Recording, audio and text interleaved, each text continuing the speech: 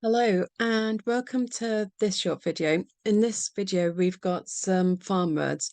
So I'll show you the activities that I've prepared for this one.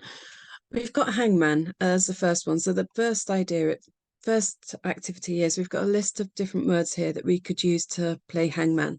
So the idea behind hangman is it's helping us with handwriting and spelling and also word recognition.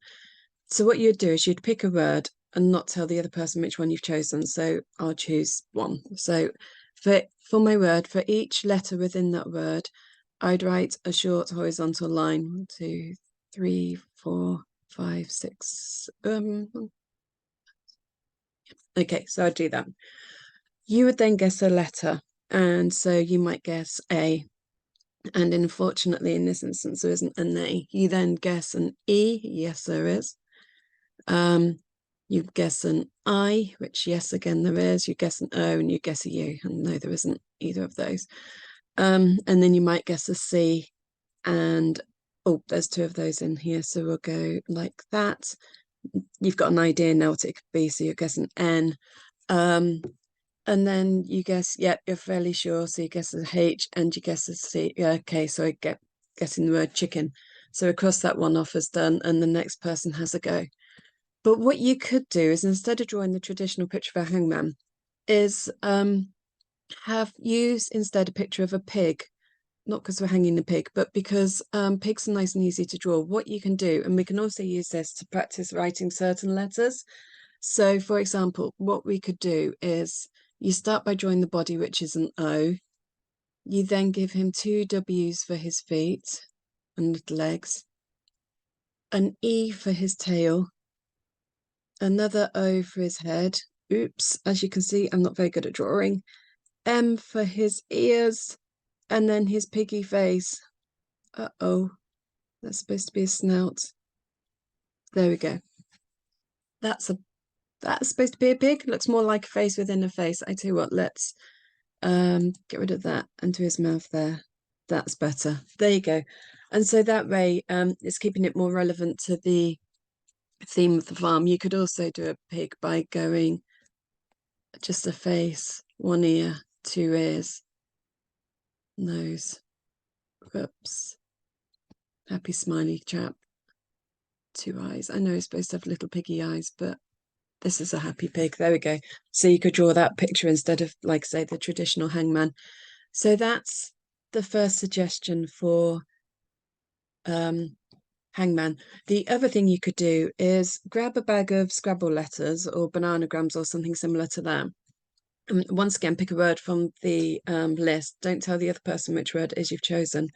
Find the letters that you needed to make up that word and give them a shake, pass them to the other person. They've done the same. They give theirs to you. Obviously, you could play this with multiple people. And you then have to try and rearrange the letters to work out what the word is that the other person's given you. And then once done, you tell the other person, they say, yep, perfect. And off you go. When you're playing hangman, so just going back a second, what you may do is if you've got a child who's quite creative and enjoys drawing, is and once they've got the word, you could also draw it. So say you've just guessed, say you did pig. So now you could draw your picture of a pig underneath the word. So you've got a visual reminder of what the word says, especially if it's one of the longer, harder words that your child may be less confident with, such as scarecrow or stallion or something. So that's the first suggestion. The second thing we've got here is a board game. So you roll the dice. You need to print it out probably. Roll the dice, and the number on the dice tells you how far you move around the board. If you land on one of the words, you've got the choice. You can either write it, read it, spell it, or a combination of all three. Entirely up to you how you want to play it. So you'd snake around the board like this. If you land on one of the forfeits, in this instance, you'd go forward 3 spaces. So I'd go 1, 2, 3 and end up at tractor. If I landed here, I'd go back 1 and land on kitten. If I land here, I'd miss a go. And then the first person to reach the finish is the winner. So that's the board game. And then we've also got good old snakes and ladders, which again, similar sort of theory. You move around the board. If you land on the foot of a ladder, you go up the ladder. If you land on the head of a snake, you go down the snake. And you read the words, write the words, spell the words, draw a picture of the words with the word written next to it as you land on each one. And once again, the first person to make it to the finish is the winner. So that's the Snakes and Ladders game and the board game. So for those, once you've written, printed them out, you just need a dice and a counter each. Next, we've got a word search, and there's a lot of words in here. There you go. There's our list of words. So good luck. I think there's 30, and all of them are hidden somewhere within here. So for example, I've just spotted, if I can find it again. Oh, there's hen there. There's dog there. So good luck with that. Again, looking for doing word searches is a brilliant way of helping to get your child scan a document. So as they get older and they're trying to scan something for information for homework or for revision or whatever, they're already well practiced at it for comprehension or whatever. It also helps them practice the word because as you're trying to find the word, you're kind of like going, is it? And so you have to keep double checking to make sure. When I first started learning about dyslexia, I was told that I shouldn't use word searches. Yet actually some of the kids I work with who are dyslexic are the best at the word searches and they're the ones which always ask to do them. Whether it's because they're used to looking at, or whether it's because they're used to words just looking like a scramble and so it's easy to pick a word out of a scramble anyway. I don't know, but yeah, I was told that I really shouldn't use word searches, but like I say, experience has said over the last 12 years that actually word searches are a big hit. So that's at your discretion whether you decide to use that one or not. And then lily pads. Lily pads is great fun. What you would need is to print this out and cut them out. I've once again made quite an excessive, I need to change that. I didn't realize that was there. List of words here. So you don't need to print them all out, just print out the ones that you want to use.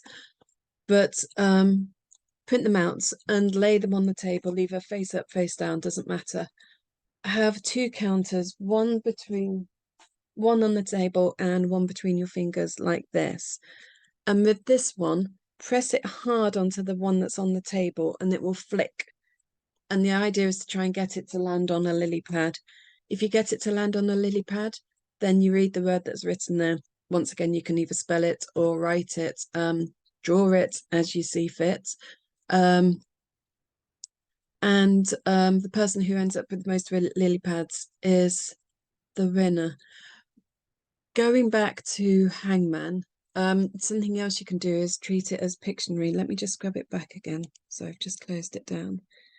Hangman, there we go. So this time, what you would do is instead of the other person having to guess the word, you pick a word from the list. Oh, I'm going to have to choose the same one again because no, I won't. I'll choose this. And you start to draw it. And the other person has to guess what it is that you're drawing. Oh, dearie me. Okay.